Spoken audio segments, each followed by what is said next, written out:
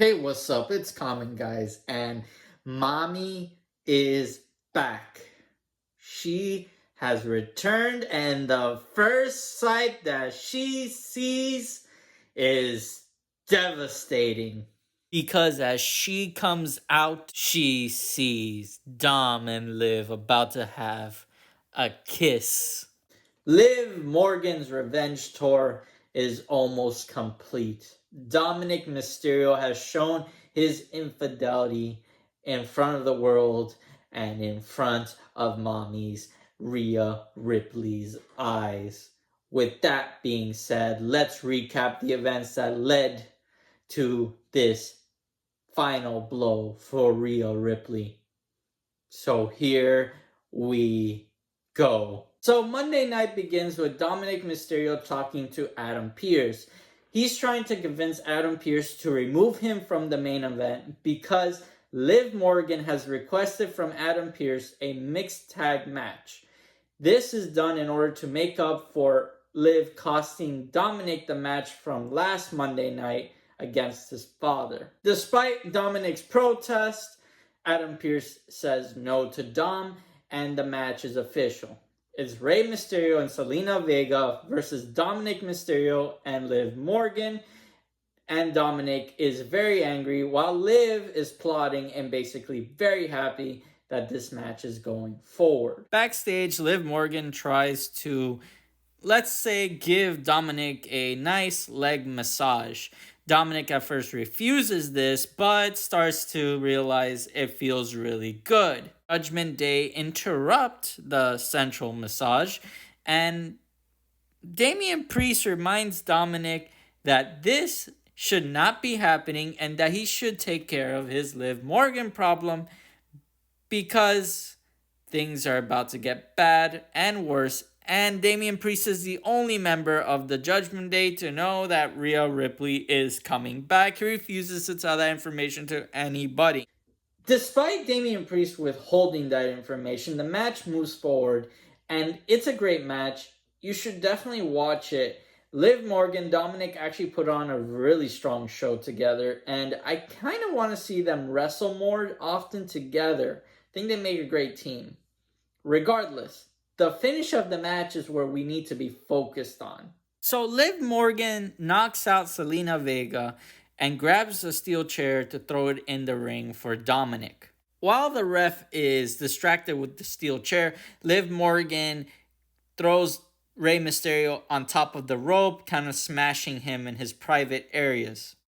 Dominic, taking advantage of this, frog splashes onto his dad to get the pin.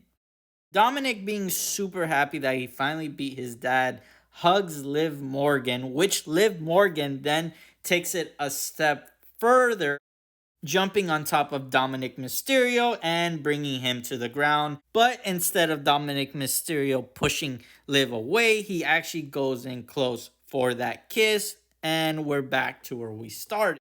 So where's all of this going to end up? Well, it's obvious that Rhea Ripley is becoming a babyface and can no longer really hang out with Dominic Mysterio because he is the ultimate heel of the WWE in terms of fan booing and hatred. When it comes to Liv, WWE social media posted a video of her laughing about the whole situation because she was peeking behind the blinds as Dominic gets yelled at by Rhea Ripley. I think ultimately Liv does not really care about Dominic, and their future together is probably very limited at best.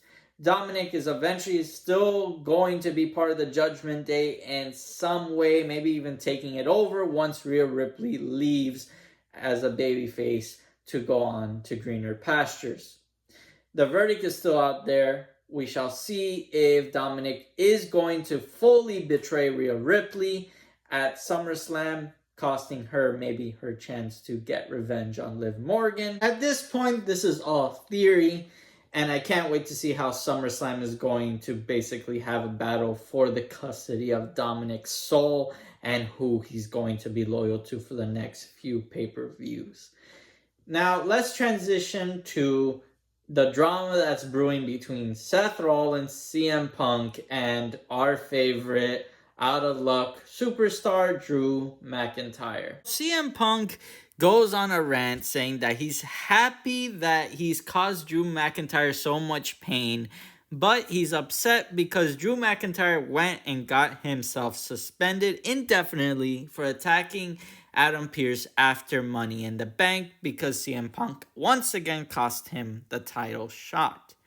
With all that being said, CM Punk is petitioning for Adam Pearce to bring back Drew McIntyre so that CM Punk can have his match. Now, this is where Seth Rollins comes out and lays the smackdown on CM Punk. CM Punk at first is very distant from Seth Rollins, not wanting to engage him, but Seth Rollins welcomes CM Punk back into the ring saying, listen, I want to talk to you face to face. You have nothing to worry about.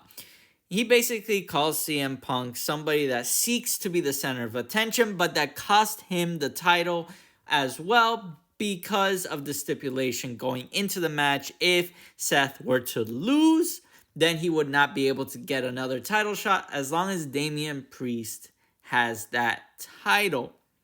With that being said, Seth says actions have consequences, and Seth declares that once Drew McIntyre comes back to the WWE and CM Punk has that amazing match with him, Seth is going to make sure that CM Punk does not get his revenge on Drew, because that is an eye for an eye and actions have consequences once again. And this is why I like Seth Rollins' promo. It establishes a few things. Number one, we are going to get Drew versus Seth eventually. This is just a foreshadowing because eventually it's going to get to the point that in order for CM Punk to truly get his revenge on Drew like he wants to, he's going to have to go through Seth.